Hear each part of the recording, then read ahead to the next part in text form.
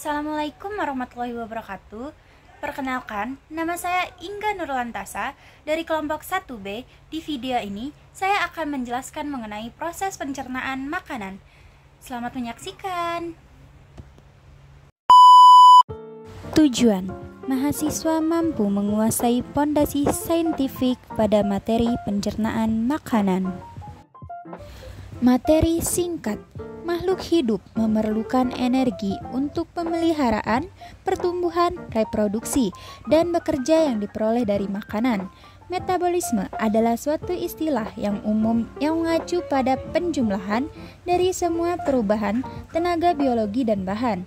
Sistem pencernaan makanan adalah sistem organ dalam multisel yang menerima, mencernanya menjadi energi serta mengeluarkan sisa.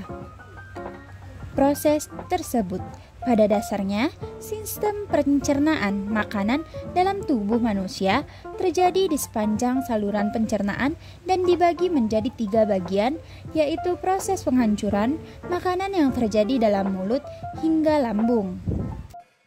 Selanjutnya adalah proses penyerapan sari-sari makanan yang terjadi di dalam usus dan proses pengeluaran sisa-sisa makanan melalui anus.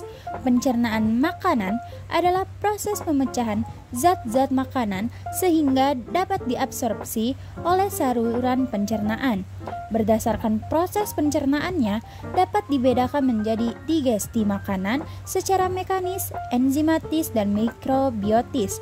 Hasil akhirnya merupakan molekul-molekul makanan yang diserap oleh mukosa saluran pencernaan, selanjutnya dibawa melalui sistem sirkulasi untuk diedarkan dan digunakan sebagai bahan proses metabolisme.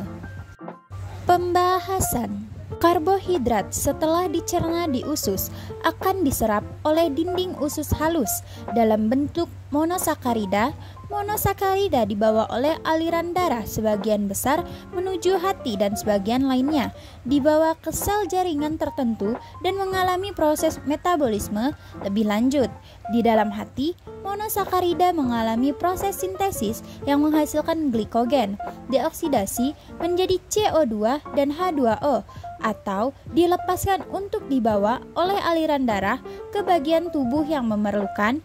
Hati dapat mengatur kadar glukosa dalam darah atas bantuan hormon insulin yang dikeluarkan oleh kelenjar pankreas.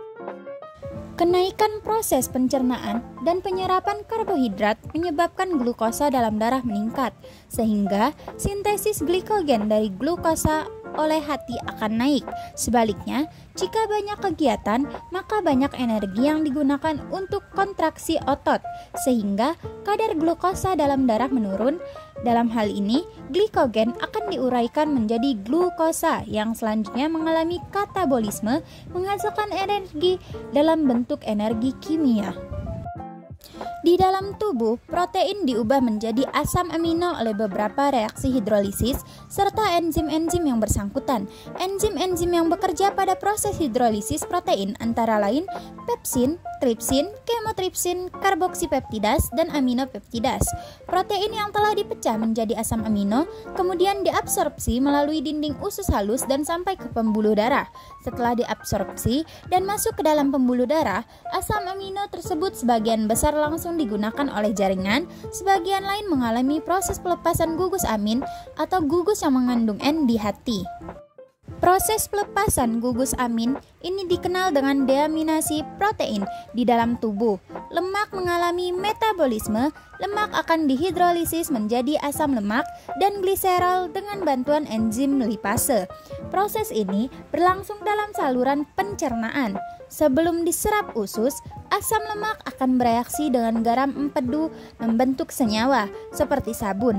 Selanjutnya, senyawa tersebut akan diserap, jonjot usus dan akan terurai menjadi asam lemak dan garam empedu.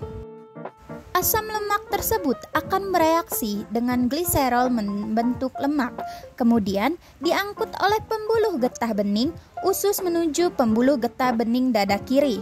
Selanjutnya, ke pembuluh balik bawah selangkah kiri, lemak dikirim dari tempat penimbunannya ke hati dalam bentuk lecitin untuk dihidrolisis menjadi menjadi asam lemak dan gliserol. Selanjutnya, gliserol akan diubah menjadi gula otot atau glikogen. Asam lemak akan diubah menjadi asetil koenzim. Kesimpulan, pencernaan makanan adalah proses pemecahan zat-zat makanan sehingga dapat diabsorpsi oleh saluran pencernaan. Dalam proses pencernaan, makanan terdapat proses pencernaan karbohidrat, protein, dan lemak dalam tubuh. Sekian video dari saya. Semoga video dari saya dapat bermanfaat bagi orang banyak. Lebih kurang saya mohon maaf. Saya akhiri. Wassalamualaikum warahmatullahi wabarakatuh.